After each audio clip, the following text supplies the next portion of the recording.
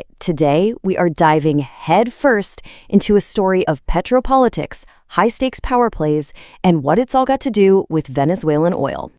You know, the whole situation unfolding in Venezuela, it has all the drama of a blockbuster movie. But the real question is, what kind of movie are we watching?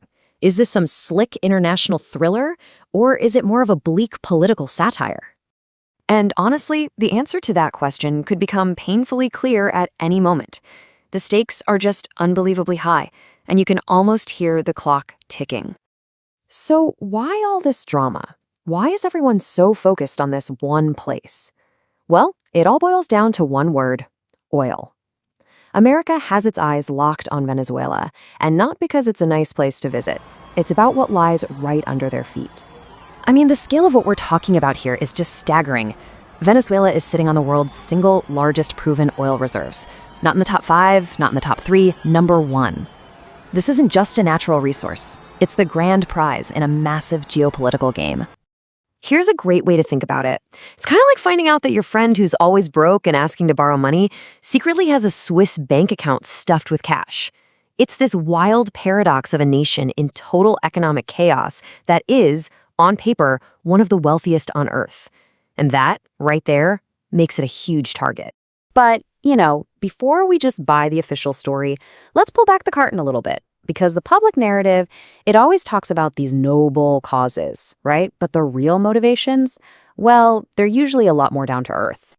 So on one side, you have the official line. You hear all about spreading democracy and protecting human rights. But on the other side, you see the real game. And let's be honest, this has about as much to do with human rights as a BP shareholder meeting. This is about pure, unadulterated geopolitical control. Control over who gets the oil, and, this is the crucial part, whose money is used to buy it.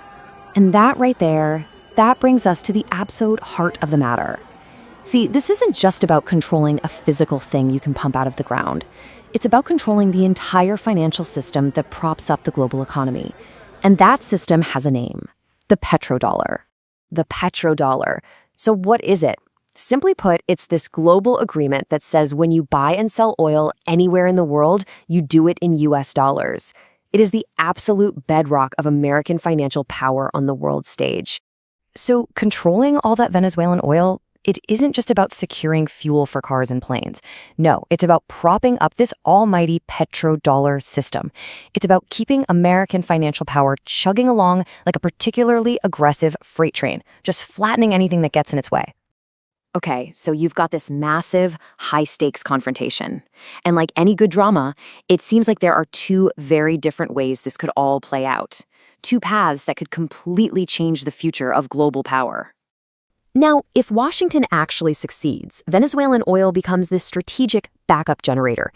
It reduces America's reliance on the super volatile Persian Gulf, and it makes the petrodollar even stronger. But what if Washington fails? Well, then it risks getting bogged down in a long, messy, and expensive conflict, which would drain resources and attention from everywhere else.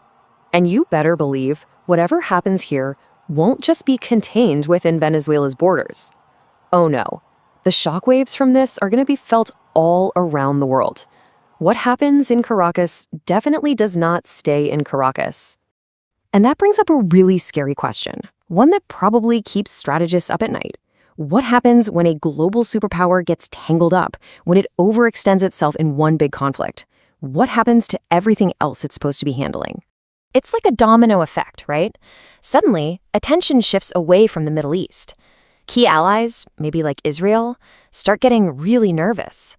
The entire global energy market could be turned on its head. And what does all that chaos lead to? Well, it leads to this: a situation where the old rules just don't apply anymore.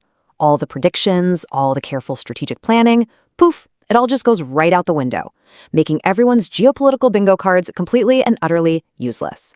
So here's the big takeaway. We're not just watching Venezuela.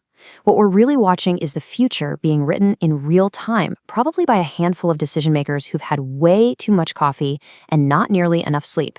And whatever they end up writing, that's going to affect every single one of us.